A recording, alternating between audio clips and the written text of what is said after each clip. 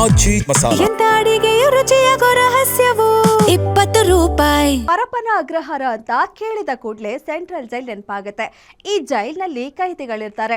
ದುಡ್ಡು ಕೊಟ್ರೆ hi fi facilities ಸಿಗುತ್ತೆ ಅನ್ನೋದು ಮೊದಲಿನಿಂದಲೂ ಕೇಳಿ ಬರೋ ಮಾತು. ಈಗ ಅದಕ್ಕೆ ಮತ್ತಷ್ಟು ಸಾಕ್ಷಿಗಳು ಸಿಕ್ಕಿವೆ.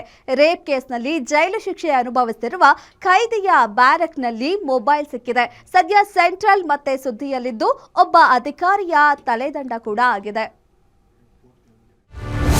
ಪರಪ್ಪನ ಅಗ್ರಹಾರ ಜೈಲಿನಲ್ಲಿ ಮತ್ತಷ್ಟು ಕರ್ಮಕಾಂಡ ಬಟಾಬೈಲು. ಅತ್ಯಾಚಾರ ಆರೋಪಿ ಪ್ರಜ್ವಲ್ ರೇವಣ್ಣ ಬ್ಯಾರೆಕ್ನಲ್ಲಿ ಮೊಬೈಲ್ ಪತ್ತೆ. ಫೇಸ್ಬುಕ್, ಇನ್ಸ್ಟಾದಲ್ಲಿ ಆಕ್ಟಿವ್. ಸಿಸಿಬಿ ಅಧಿಕಾರಿಗಳೇ ಶಾಕ್.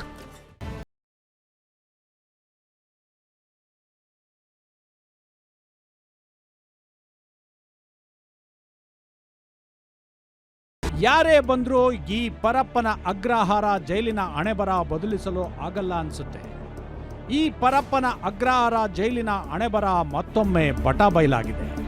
ನಿನ್ನೆ ಪರಪ್ಪನ ಅಗ್ರಹಾರ ಜೈಲಿನಲ್ಲಿರುವ ಸಜಾಬಂದಿ ಮತ್ತು ಕೈದಿಗಳು ಬ್ಯಾರೆಕ್ಗಳ ಮೇಲೆ ನಿನ್ನೆ ಸಿಸಿಬಿ ಅಧಿಕಾರಿಗಳು, ಎಲೆಕ್ಟ್ರಾನಿಕ್ ಸಿಟಿ ವಿಭಾಗದ ಪೊಲೀಸ್ ಮತ್ತು ಜೈಲಾಧಿಕಾರಿಗಳು ದಿಢೀರ್ ದಾಳಿ ನಡೆಸಿದರು.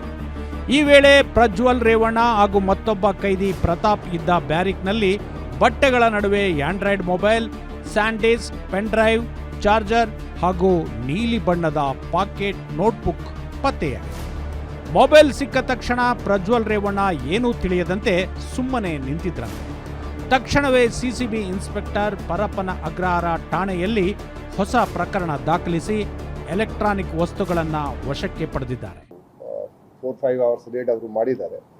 ಅವರು ಎಲ್ಲ ಕಡೆ ಸರ್ಚ್ ಮಾಡಿದ್ದಾರೆ. ಆದರೆ ಇದು ಪ್ರಜ್ವಲ್ ರೇವಣ್ಣದು ಸೆಲ್ನಲ್ಲಿ ಒಂದು ಆಂಡ್ರಾಯ್ಡ್ ಮೊಬೈಲ್ ಫೋನ್ ಸಿಕ್ಕಿದೆ, ಒಂದು ಪೆನ್ ಡ್ರೈವ್ ಸಿಕ್ಕಿದೆ ಮತ್ತು ಒಂದು ಚಾರ್ಜರ್ ಸಿಕ್ಕಿದೆ. ಅದು ಕೇಳಿದಾಗ ಅವರು ಅಸ್ಪಷ್ಟವಾಗಿ ಉತ್ತರ ಬಹುಶಃ ಅವರು ಮಿಸ್ಗೈಡ್ ಮಾಡೋಕ್ಕೆ ಇನ್ನೂ ಟ್ರೈ ಮಾಡ್ತಾ ಇದ್ದಾನೆ. ಈಗ ನಾವು ಇದು ಗೊತ್ತಾಯಿತು ಕಿ ಅವನು ಯೂಸ್ ಮಾಡ್ತಾ ಇದ್ದಾನೆ. ಸೊ ಆ ಭಾಗದಲ್ಲಿ ಇರುವಂತಹ ಯಾರು ಅಸಿಸ್ಟೆಂಟ್ ಸೂಪರಿಂಟೆಂಡೆಂಟ್ ಅಲ್ಲಿ ಇನ್ಚಾರ್ಜ್ ಇದ್ರು ಅವನಿಗೆ ನಾವು ಸಸ್ಪೆಂಡ್ ಮಾಡಿದ್ವಿ. ಮತ್ತೆ ಈಗ ಯಾರು ಜೈಲರ್ ಅಥವಾ ಬೇರೆ ಅಲ್ಲಿ ಸಿಬ್ಬಂದಿಗಳು ಅಧಿಕಾರಿಗಳು ಇದ್ದಾರೆ.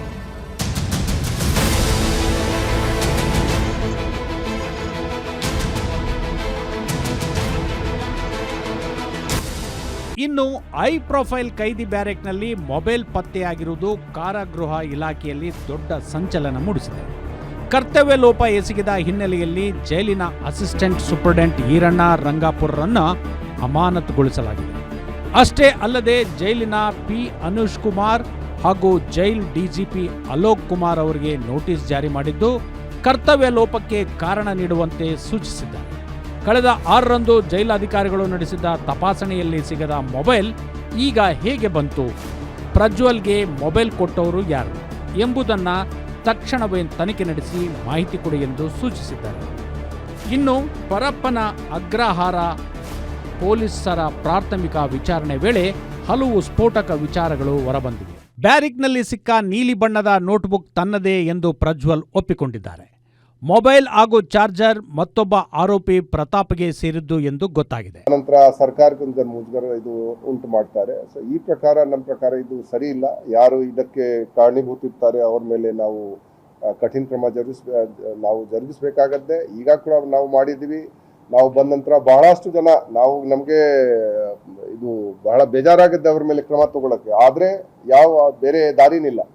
ಯಾಕೆಂದ್ರೆ ಇಷ್ಟು ನಾವು ಹೇಳಿದ್ರು ಕೂಡ, ಇಷ್ಟು ಅವರಿಗೆ ನಾವು ಅವ್ರ ಮೇಲೆ ಕಣ್ಣಿಟ್ಟಿದ್ರು ಕೂಡ ಈ ರೀತಿ ಅವರು ಕೆಲಸ ಮಾಡ್ತಾರೆ. ಮತ್ತೆ ಅವ್ರ ಮೇಲೆ ನಾವು ಕಾನೂನು ಪ್ರಕಾರ ಕ್ರಮ ಆಗಲಿ ಅಥವಾ ಶಿಸ್ತಿನ ಕ್ರಮ ಆಗಲಿ ನಾವು ತಗೊಳ್ಳೇಬೇಕಾಗುತ್ತೆ. ಲಾಯರ್ ಹಾಗೂ ಸಂಬಂಧಿಕರಿಗೆ ಕರೆ ಮಾಡಲು ಇಬ್ಬರು ಈ ಮೊಬೈಲ್ ಬಳಸುತ್ತಿರುವುದಾಗಿ ಇಬ್ಬರು ಒಪ್ಪಿಕೊಂಡಿದ್ದಾರೆ.